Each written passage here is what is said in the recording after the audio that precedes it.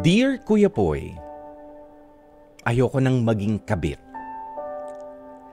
Magandang umaga sa inyo at sa lahat ng walang sawang tumututok sa programang Heart to Heart ng 92.3 True FM. Ako po si Daniela, 30 years old mula dito sa San Jose del Monte, Bulacan. And still, no boyfriend since birth. NBSB.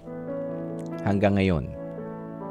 Pero, mistress ako ng close workmate ko na si Erwin na 59 years old na. Siya ang una at hanggang ngayon ay jowa ko. Sa totoo lang, halos tatay na talaga ang turing ko sa kanya, Kuya Poy, at hindi ko akalain na sa loob ng 6 na taong pagiging katrabaho ni Erwin ay magiging mistress ako. Alam kong sobrang align ng lahat ng pagkakataong ito since wala nga akong naging boyfriend simula noon at nahulog talaga ng tuluyan ang loob ko sa mga matatamis na mga salita at mga gestures ni Erwin sa akin. Dahilan upang mauwi at mahalin ko siya kahit labag ito sa batas ng tao at sa batas ng Diyos. 3 weeks ago, nang sabihin ko na sa kanya na itigil na namin ang relasyon namin. Hindi naman maikakaila sa akin na may pamilya na si Erwin at alam ko rin sa sarili ko na kabit lang talaga ako dahil kasal siya at nagsasama pa rin sila ng mismong pamilya niya. Pero sa kabila ng lahat ng ito ay hindi ko pa rin alam kung papaano ko mapaninindigan ang desisyong sinabi ko kanina na ayoko nang maging kabit. Masakit man pero sinabi ko sa mga kaibigan ko, Kuya Poy, na tatanggapin ko ang lahat ng masasakit na salita kung yun din naman ang dahilan upang magising na ako ng tuluyan sa kalokohang patuloy kong pinaniniwalaan at ginagawa. Kaya nga sa programa ninyong Heart to Heart, pinili kong ikwento ang aking storya. Kailangan ko po kasi magkaroon ng hugot at pundasyon para tuluyang makakalas na sa hindi ko matakasang matinding problema with Erwin. Hanggang ngayon, hindi pa rin alam ng pamilya ni Erwin ang ginagawa naming kataksilan at nangako rin ako na kahit kailan ay hindi namin yun sasabihin sa iba. Ang kaso, may mga pagkakataon na halos makita kami ng mga kaibigan namin ni Erwin. Parehas kasi kami ng circle of friends ng karelasyon ko, although lumipat na rin ako ng kumpanya para makaiwas na sa sobrang isyong iyon. Hirap lang talaga ako this time dahil alam ng mga kaibigan ko na tinapos ko na ang relasyon namin ni Erwin pero patuloy pa rin kaming nakikita ng patago. Kuya Poy, palagi niya kasing nahuhuli ang kiliti ko. Kaya hanggang ngayon, hindi ko alam kung papaano ako makakaalis pa sa sitwasyong pinasukan ko.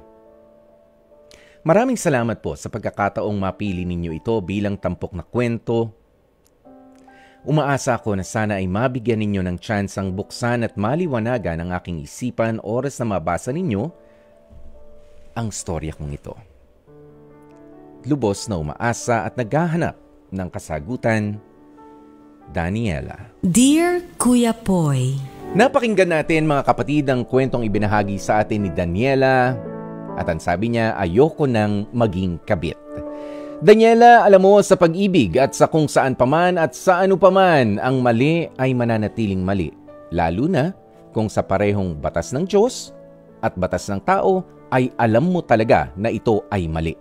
Walang kalusot-lusot, no justification. Ayoko nang maging kabit. Yan ang sabi mo kanina sa panimula ng sulat mo, pero yan pa rin ang ginagawa mo ngayon. Dati kahit papaano alam ng mga kaibigan mo ang kalokohang ginagawa mo, napapayuhan kanila, pero ngayon, sino na niloloko mo? Pati yung mga kaibigan at lalong-lalo na nga yan sarili mo. Alam mo, Daniela, at sa mga katulad ni Daniela, mahirap yung nakikiimot ka lamang, nakikihati sa pagmamahal. Actually, isa sa paraan para maranasan mo yung totoong pagmamahal, yan yung kapag hiniwalayan mo na talaga ng tuluyan yung partner mo ngayon. Because you deserve to be loved 100% by a partner who is also yours 100%. Walang kahati, ikaw na ikaw lang.